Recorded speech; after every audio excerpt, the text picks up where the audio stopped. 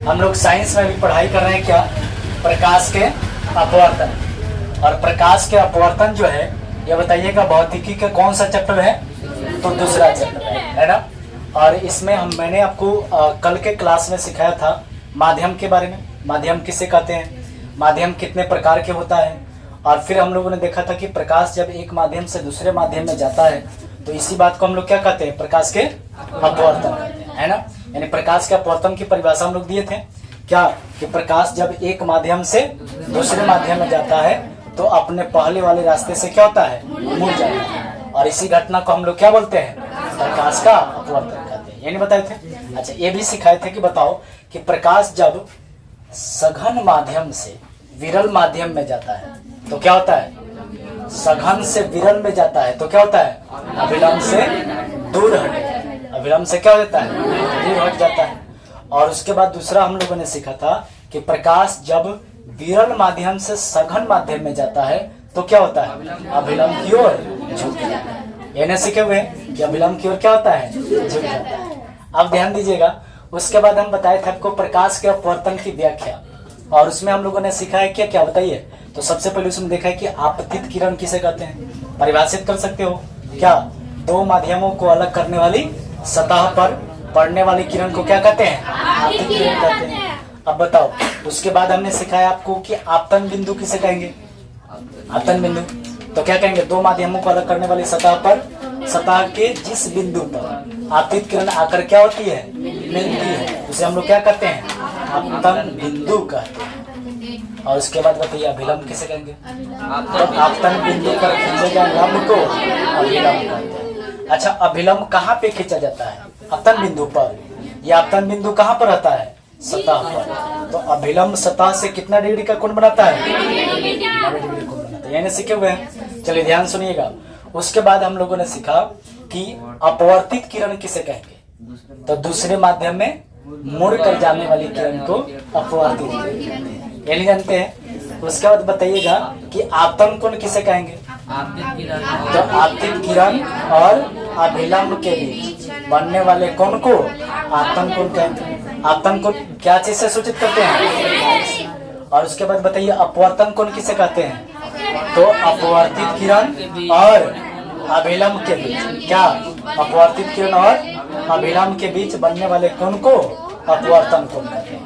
अपवर्तन कोण को क्या चीज से सूचित करेंगे, तो स्मॉल आर से।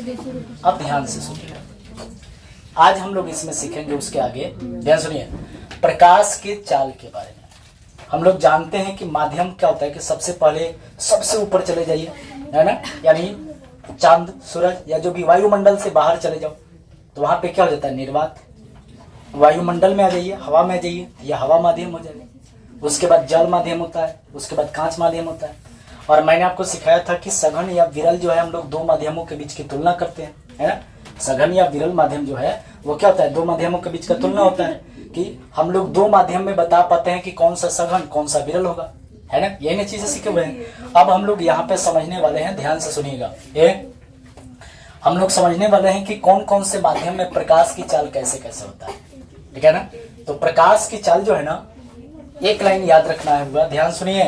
प्रकाश की चाल जो है भिन्न भिन्न माध्यमों में, बोले तो अलग अलग माध्यम में प्रकाश की चाल अलग अलग होती है। ध्यान से देखिएगा, बोर्ड पे देखिए। देखिए, हम लोग को पढ़ाई क्या करना होगा, तो पढ़ाई आज करना है, ध्यान से देखिए। क्या बोलेंगे, प्रकाश की चाल के बारे में। प्रकाश के चाल को इंग्लिश में क्या बोलेंगे, स्पीड ऑफ लाइट। क्या बोलेंगे, स्पीड ऑफ लाइट। और देखिए, मैंने अभी अभी एक बात बोला कि भिन्न भिन्न माध्यमों में, अलग अलग माध्यमों में प्रकाश की चाल अलग अलग होता है, ठीक है ना। जैसे आपने सीखा है कि निर्वात एक माध्यम है, तो निर्वात में प्रकाश की चाल सबसे अधिक होता है, याद रहेगा। निर्वात में प्रकाश की चाल सबसे अधिक होता है। और होता कितना है, तो कहेंगे पूरा 3 लाख किलोमीटर प्रति सेकेंड। और ध्यान दीजिएगा, ये बात जो है आपके एग्जाम में 1 नंबर के लिए पूछता भी है, ध्यान दोगे। हमने आपको क्या सिखाया अभी बताइए, क्या बोला, भिन्न भिन्न। भिन्न भिन्न मतलब अलग अलग, तो कहेंगे अलग अलग माध्यमों में, यानी भिन्न भिन्न माध्यमों में प्रकाश की चाल क्या होती है, तो भिन्न भिन्न होती है, यानी अलग अलग होती है, ठीक है ना। यानी भिन्न भिन्न माध्यमों में प्रकाश की चाल क्या होती है, तो भिन्न भिन्न होती है। याद रहेगा, इस लाइन को आपको याद रखना है। अब इसी से आपको मतलब ये समझ में आ जाना चाहिए कि अलग अलग माध्यम होगा, उसमें प्रकाश की चाल क्या होगा, अलग अलग होगा। कोई दिक्कत? जैसे बताइए, सबसे पहले का हम लोग देखिए अलग अलग माध्यम में देखते हैं। सबसे पहले देखो बुआ, बात कर रहे हैं हम किसके लिए, निर्वात के लिए। निर्वात एक माध्यम है। अब निर्वात का मतलब क्या है, जहाँ बिल्कुल हवा वगैरह नहीं है ना, एकदम शून्य है। निर्वात को ही एक और नाम क्या दिया जाता है, शून्य। तो कहेंगे शून्य में या निर्वात में बताइए प्रकाश की चाल कितना होता है। निर्वात में प्रकाश की चाल कितना होता है बताओगे? तो याद रखिएगा 3 लाख किलोमीटर प्रति सेकेंड होता है। 3 लाख किलोमीटर। अब जरा देखो, इसको थोड़ा सा बदल रहे हैं हम। तनी बताइएगा 3 लाख में 3 पर कै गो जीरो होगा, कै गो जीरो होगा, तो 5 जीरो होगा, है ना। यानी हम इस बात को ऐसे भी लिख सकते हैं, 3 पर इस तरह 5 को जीरो रख दिया और ये किलोमीटर प्रति सेकेंड। अब देखिए एग्जाम में कंफ्यूजन आता है, तनी इसको क्या करेगा, किलोमीटर की जगह पर इसको मीटर प्रति सेकेंड में देता है। और तनी तुम लोग बताओगे कि 1 किलोमीटर में कितना मीटर होता है, कितना होता है। तो अगर हम इस किलोमीटर प्रति सेकेंड को यहाँ पे मीटर में बदलने वाले हैं तो क्या करेंगे, इस 3 पर 5 जीरो यानी 3 लाख में 1000 से क्या करना पड़ेगा, गुना कर देंगे तो हमें मिलेगा किस रूप में, तो किलोमीटर को हम बदल देंगे मीटर में और सेकेंड का सेकेंड रहेगा।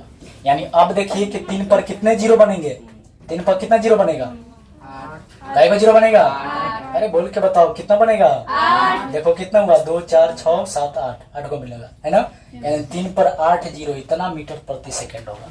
अब समझ सकते हैं कि निर्वात में यानी एकदम शून्य में वायुमंडल के बाहर यही सूर्य के प्रकाश की चाल कितना होता है, 1 सेकेंड में 3 लाख किलोमीटर जाता है, 3 लाख किलोमीटर। और देखो 3 लाख को हम लोग क्या करेंगे, ऐसे ना लिख के ऐसे भी लिख लेंगे क्या, यहाँ देखिए जीरो नहीं दिखाएंगे, यहाँ दिखा देंगे 3 और 1 पर कै गो, सॉरी यहाँ पे कै गो जीरो है, 5 गो, तो 10 के पावर ऐसे 5 लिख देंगे, ठीक है ना। ये भी दर्शाने का एक तरीका होता है।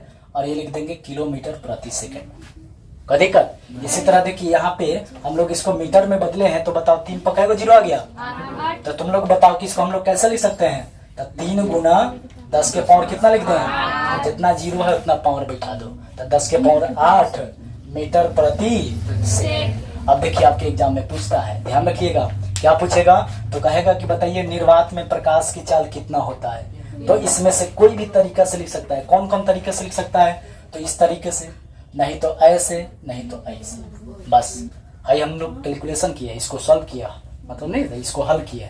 तो बताओगे, यहाँ बोल के बताइए कि निर्वात में प्रकाश की चाल कितना होता है, तो कह दीजिए 3 लाख किलोमीटर प्रति सेकेंड, या याद रखिएगा 3 गुना 10 के पावर 5 किलोमीटर प्रति सेकेंड। अब तब मीटर में दिले रहेगा तो क्या लिखेगा, 3 गुना 10 के पावर 8 मीटर प्रति सेकेंड। तो ये दोनों आपको याद रखना है कि निर्वात में प्रकाश की चाल 3 गुना 10 के पावर 5 किलोमीटर प्रति सेकेंड। निर्वात में ऐसे भी कर देंगे 3 गुना 10 के पावर 8 मीटर प्रति सेकेंड। ये हो गया निर्वात की बात। अब आते हैं हम लोग दूसरा देखते हैं, ठीक है ना। क्या करेंगे, दूसरा, ठीक है। देखिए यहाँ पे हम लिख दे रहे हैं, इसको हम क्या करते हैं, इधर कर देते हैं, हो जाएगा। चलो जी दूसरा देखोगे, इसमें दूसरा हम लोग को क्या मिलेगा, तो निर्वात के बाद आता है हवा। कौन सा आता है, हवा। ध्यान दीजिएगा, तो हवा में प्रकाश की चाल कितना होता है, हवा में प्रकाश की चाल, वह हवा में प्रकाश की चाल भी जो होता है ना, वो निर्वात में प्रकाश की चाल के लगभग क्या होता है, बराबर होता है। याद रहेगा, हवा में प्रकाश की चाल और निर्वात में प्रकाश की चाल लगभग दोनों क्या होता है, बराबर। माने पूरी तरह से बराबर नहीं होता है, क्योंकि निर्वात की अपेक्षा हवा कौन सा माध्यम हो जाएगा, सघन माध्यम, और यहाँ पर निर्वात कौन सा माध्यम होगा, विरल माध्यम होगा। तो सबसे ज्यादा अगर पूछता है कि सबसे अधिक बताओ कि सबसे अधिक प्रकाश की चाल कौन से माध्यम में होता है, तो क्या बताइएगा, याद रहेगा। सबसे अधिक प्रकाश की चाल कहाँ होता है, तो निर्वात में। कितना होता है, तो 3 लाख किलोमीटर प्रति सेकेंड। आप ध्यान दोगे, यहाँ पे ध्यान से देखोगे, आप कहेगा कि हवा में प्रकाश की चाल कितना होता है, तो वह हवा में भी प्रकाश की चाल उतना ही होता है। क्या बोल सकते हैं बताओ, तो यहाँ पर भी हम लोग बोलेंगे 3 गुना 10 के पावर 5 लगा दे, 10 के पावर 5 होगा तो क्या होगा, क्या होगा, किलोमीटर प्रति सेकेंड होगा। और बताओ यदि मीटर में दे ले रहेगा तो क्या लिखेगा इसके बदले में? 3 गुना 10 के पावर 8 मीटर प्रति सेकंड। तो इस तरह हवा में भी प्रकाश की चाल कितना होगा? तो 3 लाख किलोमीटर प्रति सेकंड याद रखिएगा। और निर्वात में भी कितना होगा? तो 3 लाख किलोमीटर प्रति सेकंड। इसी को देखकर अब चलिए दूसरे माध्यम में हम लोग देखते हैं। और यहाँ पे देखिए बता रहा हूँ कि यहाँ पे उसके बाद हवा के बाद आ जाइए जल में। तो जल में प्रकाश की चाल कितना होता है? ध्यान दीजिएगा, जल में प्रकाश की चाल याद रखिएगा 2,25,000। कितना होता है? 2,25,000। देखिए 2 लाख कितना हो गया? 25,000। ठीक है ना, सही है ना? 2,25,000। ये भी कथी में? तो किलोमीटर प्रति सेकंड। किलोमीटर प्रति सेकंड। अब तुम ही लोग बताओ कि इसको हम लोग मीटर में बदलेंगे तो कितना होगा? इसको हम लिख सकते हैं, देखो यहाँ पे हम क्या करेंगे, इसको ऐसे लिख सकते हैं 2.25। देखो दशमलव यहाँ आ रहा है ना, तो इसके बाद समझ लो कि कै गो अंक बनेगा, कै गो यहाँ पे अंक बन जाएगा। देखो दशमलव के बाद 5 अंक बनेगा, तो 2.25 गुना 10 के पावर कितना हो जाएगा? 5 हो जाएगा। उसके बाद दिखा देंगे किलोमीटर प्रति सेकंड। अब तुम्हें लोग बताओ मीटर प्रति सेकंड में बदलेंगे तो क्या हो जाएगा? मीटर प्रति सेकंड में इसको बदलेंगे तो कितना आएगा बताइए? तो इसी को मीटर प्रति सेकंड में तो 2.25। देखो किलोमीटर को मीटर में बदलने के लिए कितना से गुना करना पड़ेगा? 1000 से। 1000 में कै गो जीरो है? तो समझो इसमें 3 गो जीरो बढ़ जाएगा, यानी हो जाएगा कितना? 10 के पावर 8 मीटर प्रति सेकंड। कोई दिक्कत? बात समझ में आया? एक यहाँ पे बता देता हूँ, बस एक और देखना है हम लोग को। तो चौथा एक क्या मिलेगा हम लोग को? एक मिलेगा हुआ कांच में। किस में मिलेगा? कांच में। तो याद रखिएगा कांच में प्रकाश की चाल कितना होता है? कांच में प्रकाश की चाल कितना होता है? तो कांच में प्रकाश की चाल याद रखिएगा 2 लाख। कितना? 2 लाख। 2 लाख यानी लिख दे 2 गुना 10 के पावर 5, क्योंकि 1 लाख में 1 पर कै गो जीरो होगा? 5 गो। 2 लाख में 2 पर कै गो जीरो होगा? यहाँ लिख देंगे कि 2 गुना 10 के पावर 5 किलोमीटर प्रति सेकंड। अब बताओ इसको भी मीटर प्रति सेकंड में बदलेंगे तो कितना होगा? तो 2 गुना 10 के पावर किलोमीटर में बदलेंगे तो 3 जीरो बढ़ जाएगा, यानी कितना होगा? 10 के पावर 8 मीटर प्रति सेकंड। ठीक है ना? तो बस हम लोग को इतना ही पूछना, मतलब पढ़ना है। और ध्यान रखिएगा एग्जाम में आपके इससे बाहर नहीं पूछेगा। ठीक है ना, इससे बाहर नहीं पूछेगा। तो ध्यान दीजिए, बोल के बताइएगा। सबसे पहले बताऊंगा निर्वात में प्रकाश की चाल कितना होता है? 3 लाख किलोमीटर प्रति सेकंड। पूरा बोलना होगा कि 3 लाख किलोमीटर प्रति सेकंड। बताओ निर्वात में प्रकाश की चाल कितना होगा? 3 लाख किलोमीटर प्रति सेकंड। 10 के पावर 10 के माने पावर के रूप में बोलिएगा। यानी बताओ कि निर्वात में प्रकाश की चाल बताओ कितना लिखेंगे? 3 गुना 10 के पावर 5 किलोमीटर प्रति सेकंड। चलो इसी को मीटर प्रति सेकंड में बोलो कि निर्वात में प्रकाश की चाल मीटर प्रति सेकंड में कितना होगा? 3 गुना 10 के पावर 8 मीटर प्रति सेकंड। चलो इसमें देखो हवा में प्रकाश की चाल भी कितना होगा? तो 3 लाख किलोमीटर प्रति सेकंड। या देखो 10 के पावर के रूप में कैसे बोलेंगे? तो हवा में प्रकाश की चाल कितना होगा बताओ? 3 गुना 10 के पावर 5 किलोमीटर प्रति सेकंड। अच्छा इसी बात को फिर मीटर में कैसे बोलेंगे? तो हवा में प्रकाश की चाल मीटर प्रति सेकंड है, बताइए तो क्या हो जाएगा? 3 गुना 10 के पावर 8 मीटर प्रति सेकंड। कोई दिक्कत? ध्यान दीजिए जल में प्रकाश की चाल किलोमीटर में बताओ कितना होगा? 2,25,000। 2,25,000 किलोमीटर प्रति सेकंड। 10 के पावर के रूप में बताओ कि जल में प्रकाश की चाल कितना होगा? तो 2.25 गुना 10 के पावर 5 किलोमीटर प्रति सेकंड। चलो इसी को मीटर में बताओ कितना होगा? तो जल में प्रकाश की चाल मीटर में बताइए, मीटर प्रति सेकंड में 2.25 गुना 10 के पावर 8 मीटर प्रति सेकंड। उसी तरह बताओ कांच में प्रकाश की चाल चलो कितना होगा? 2 गुना 10 के पावर 5 किलोमीटर प्रति सेकंड। अब बताओ 2 गुना 10 के पावर 5 का मतलब क्या कहेंगे? 2 लाख किलोमीटर प्रति सेकंड। चलो मीटर प्रति सेकंड में बताओ कांच में प्रकाश की चाल कितना होगा? 2 गुना 10 के पावर 8 मीटर प्रति सेकंड। तो ये आपको हर हाल में याद रखना होगा। ये अगर याद रहता है तब जाके हम लोग प्रकाश के अपवर्तनांक को समझ पाएंगे।